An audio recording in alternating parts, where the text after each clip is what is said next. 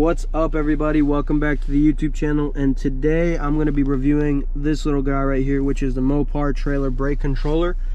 I'm just going to do a really quick video, just show you kind of how it works, what it's all about, and whether or not I recommend it.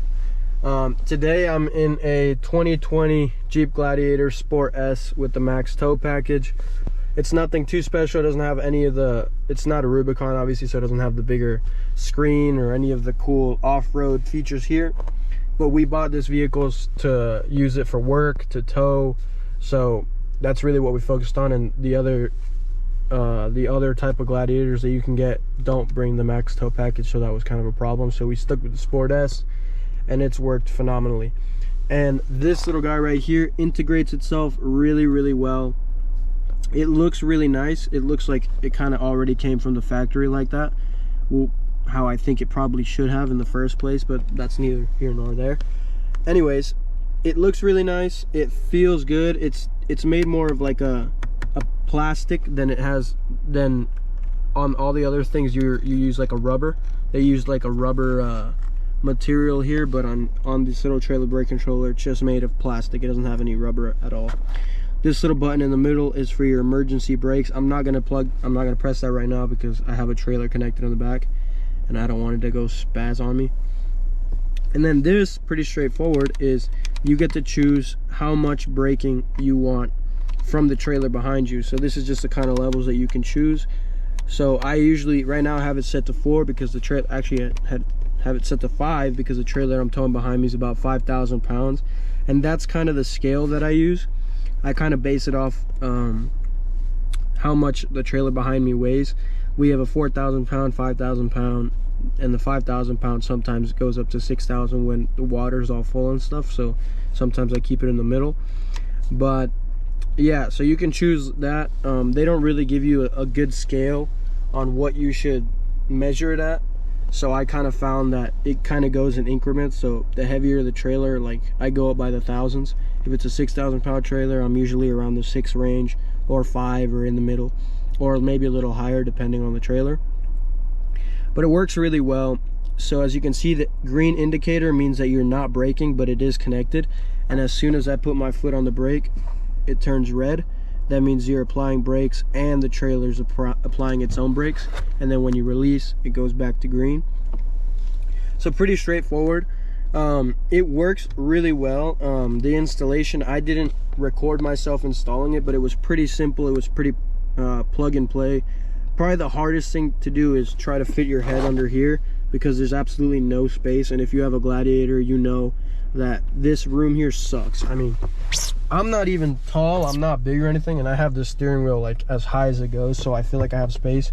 But compared to my Jeep Wrangler, I feel like I'm in prison right here. Like if I'm moving my leg, I'm already touching the knob right here for the 4-wheel drive. So it is a lot smaller of a space for your legs. So trying to fit your whole body down here to try to connect underneath the steering column, which is where the main harness for this thing needs to connect, is a pain in the butt, and it is not easy at all. However, that is the only thing that you have to connect. You don't really have to destroy any of this part of the dash. You do have to take off this bottom piece of the dash so that you can get the cigarette lighter that used to be here, the cigarette kind of like lighter or outlet, whatever it was that your car came with. You got to take that out, and besides that, it's really not that hard. It fits and finish it just looks nice. I mean, look at that. It just looks like it was supposed to be there from the factory, which it was supposed to, but that's Jeep for you. Charge you another $300. So we purchased this for $330 when it first came out, but I believe on the Mopar store you can buy it right now for like $270. So it's not too expensive. We've had other trailer brake controllers that are more expensive, and this one just does the job. You know, it doesn't do anything special. It doesn't have like all the cool ranges of colors, or it's not like a progressive color change the higher that you go. It's just always green. And it doesn't connect to the phone like some of the other ones do. It doesn't do anything special. It just does the job, and it does it really well, and it looks really good with the setup of the vehicle. And it has, of course, a Mopar warranty, which is fantastic. So if anything happens to the car when you're towing or something, you can be like, I had your trailer brake controller, and they're not going to be like, it's a third party, so we can't do anything about it, which is fantastic.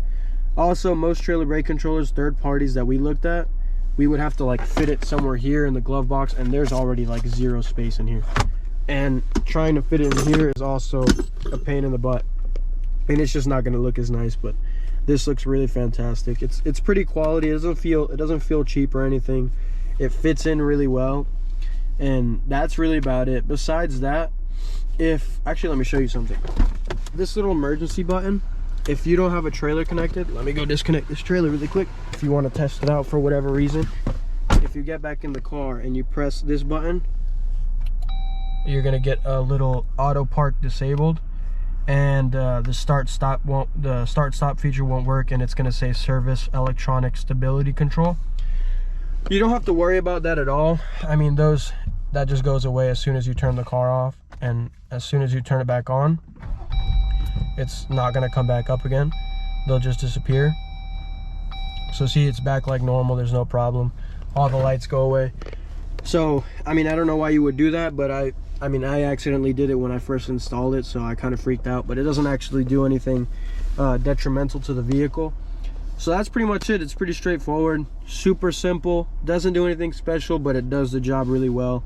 I definitely would recommend it if you have a Jeep Gladiator or a Jeep JL and you need a trailer brake controller. It works fantastic. It hasn't let me down.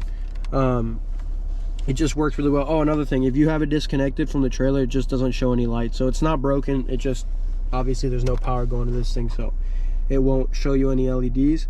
But yeah, recommend it 100%. You should definitely buy it. It's a little expensive, but worth it because it has a great warranty and it looks really nice with the vehicle.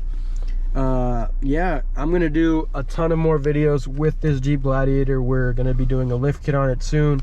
It does have bigger tires, but it's just on the stock height because we didn't want to change it without having the aftermarket didn't have very many good shocks if you were going to continue to tow heavy vehicles. But now they've kind of come out with a lot more heavy duty shocks for people that are going to be towing. So we're going to be installing a lift kit on it soon, but we also have some other really cool things that I'm going to be reviewing in this vehicle. And yeah, so hopefully you guys liked the video. If it helped you, like it, thumbs up, subscribe, leave a comment on what you guys would like to see maybe in this Gladiator or in my Jeep JK, which are primarily what I'm going to be doing videos on. And just so you guys know, I'm filming on the GoPro Hero 9 Black, so hopefully you guys can hear me pretty well. Yeah, and I'll be dropping a review on that as well. So like, comment, subscribe, let me know what you guys want to see. See you on the next one.